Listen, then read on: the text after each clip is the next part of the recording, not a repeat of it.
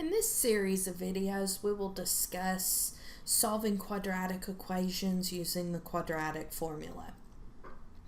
So solutions using the quadratic equation, to get solutions using the quadratic equation, our quadratic equation has to be in standard form. Reminder, that is in the ax squared plus bx plus c equals 0 form.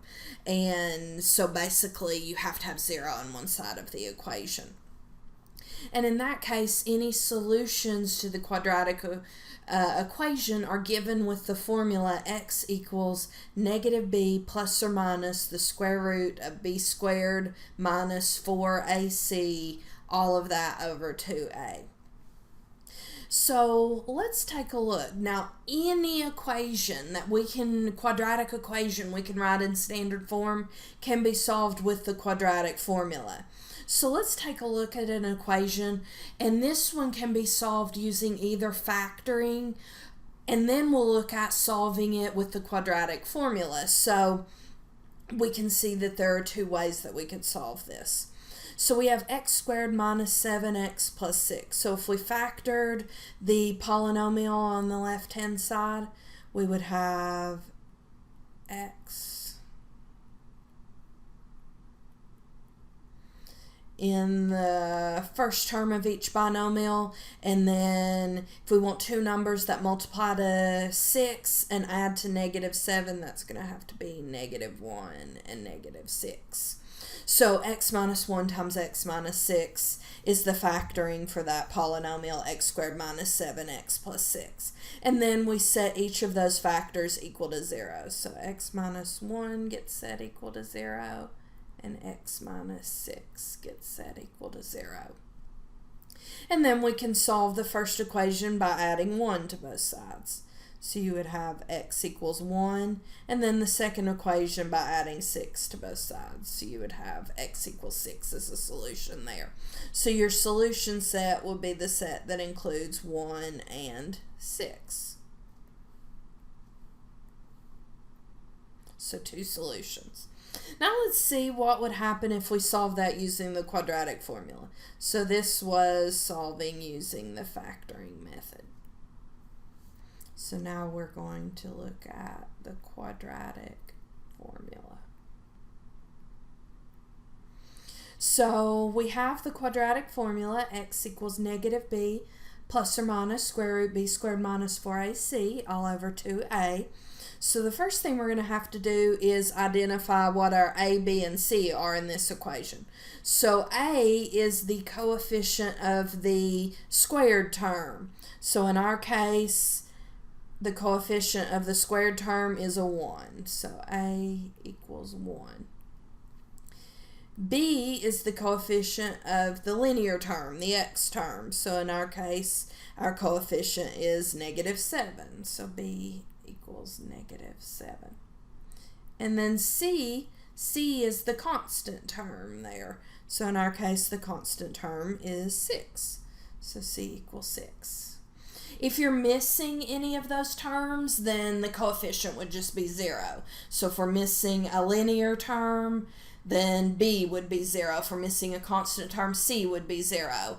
If you're missing the squared term, then this is not a quadratic equation, so the quadratic formula wouldn't apply.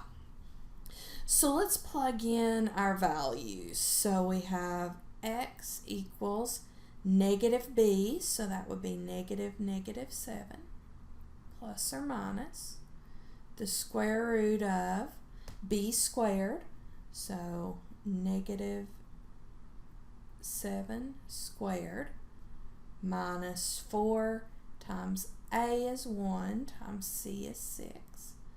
All of that over 2 times a, so 2 times 1.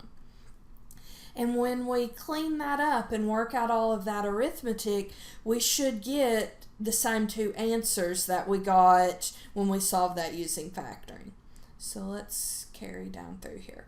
So negative 7, that's just 7, plus or minus the square root of, well, negative 7 squared, negative 7 times negative 7 is 49, minus 4 times 1 is 4, times 6 is 24, all over 2. So 49 minus 24, that's 25. So we have 7 plus or minus the square root of 25 all over 2. Well, 25 is a perfect square, so square root of 25 is just 5. So x equals 7 plus or minus 5 all over 2. And we have two answers there. So our two answers are 7 plus 5 divided by 2 and 7 minus 5 divided by 2. And when we work out that arithmetic, we should get 1 and 6 as our solutions there. So let's carry on.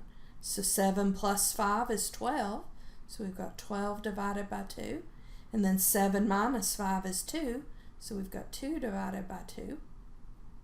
Well, 12 divided by 2 is 6. And 2 divided by 2 is 1. So we get the two solutions, 6 and 1, the same solutions we got when we solved this equation using the factoring method. So the quadratic formula will work for any quadratic equation that is in standard form. So anyone that can be factored, technically anyone we've used the square root property for. But one thing you'll notice is that it was a whole lot quicker to solve this one using factoring. So if you can see the factoring pretty quickly there, I would solve this one using factoring rather than the quadratic formula, but you can use the quadratic formula. So in the next videos in this series, we'll discuss different parts of the quadratic formula and work out some additional examples using the quadratic formula.